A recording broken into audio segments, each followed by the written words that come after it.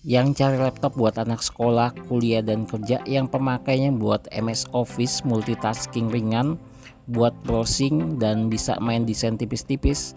Nah, ini ada laptop harganya cukup murah di angka 3099, sudah pakai prosesor Intel N100, dan ingat ini bukan dual core tapi sudah pakai 4 core. Kecepatannya di 3,4 GHz, RAM-nya 4 GB, bisa di-upgrade ke 8 GB. Penyimpanan 128 GB eMMC, ada satu slot kosong buat nambah SSD. Layarnya 14 inch, sudah pakai bezel tipis. Windowsnya pakai Windows 11 original. Tipe laptopnya adalah Advan Tabbook 14N100.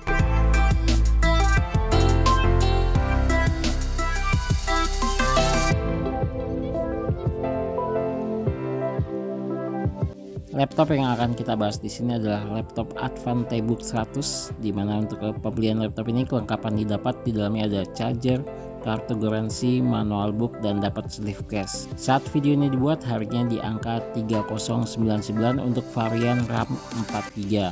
Laptop ini bisa dibilang harga termurah untuk saat ini, apalagi dengan spek yang didapat sudah pakai prosesor Intel N100, dimana brand tipe lainnya harganya lebih mahal, masih dapat prosesornya dual core yaitu Intel N4020 ya.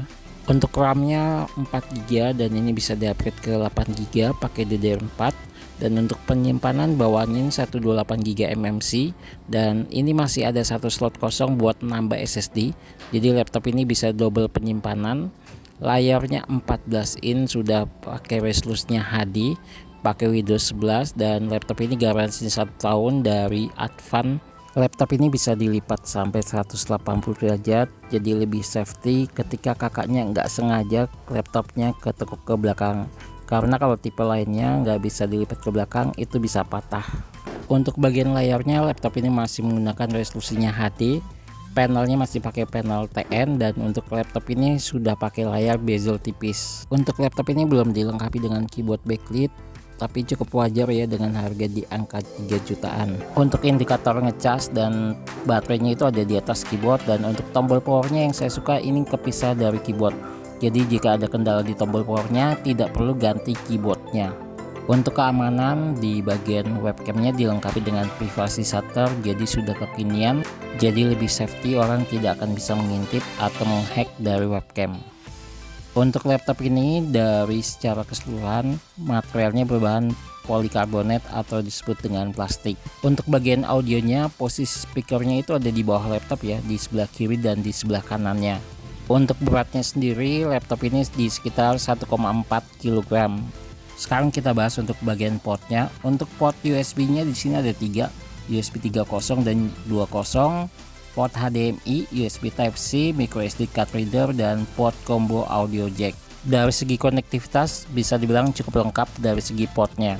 Untuk WiFi-nya memakai versi 5 dan untuk Bluetooth-nya versi 4.2. Untuk warnanya, laptop ini hanya mengeluarkan satu varian warna aja, yaitu warna grey. Kelebihan laptop ini adalah untuk dari segi harganya murah, dan laptop ini bisa dilipat sampai 180 derajat, dilengkapi dengan privasi shutter, dan dari segi desainnya di sini juga kelihatan bezelnya udah pakai bezel tipis untuk bagian layarnya, dan untuk tombol powernya dia kepisah sama keyboardnya.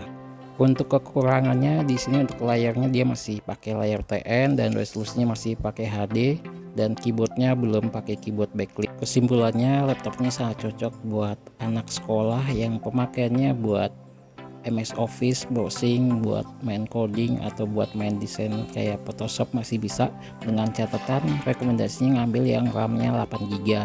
Untuk rekomendasinya masih tambah SSD biar kecepatannya 3 kali lipat dari eMMC. Untuk tipe lain kebanyakan harga masih di angka 4 juta, itu pun speknya masih di bawah laptop tipe ini ya, masih kebanyakan Intel dual core, dan ini sudah pakai Intel N100 yang kecepatannya di 3,4 GHz dan dia sudah pakai 4 core. Untuk pesaingnya laptop ini ada dari Axio, yaitu dari Axio Hype 1, hanya speknya masih kalah jauh ya, karena Axio Hype 1 itu masih pakai dual core Intelnya N4020 yang kecepatannya cuma di 2,8 GHz dan dia dual core. Buat teman-teman yang pengen tanya tentang laptop ini atau laptop tipe lainnya, boleh tulis di kolom komentar. Jika ada kritik dan saran yang membangun agar channel ini terus berkembang, boleh tulis di kolom komentar, dan jangan lupa dibantu subscribe-nya agar saya semangat lagi untuk membuat video lainnya.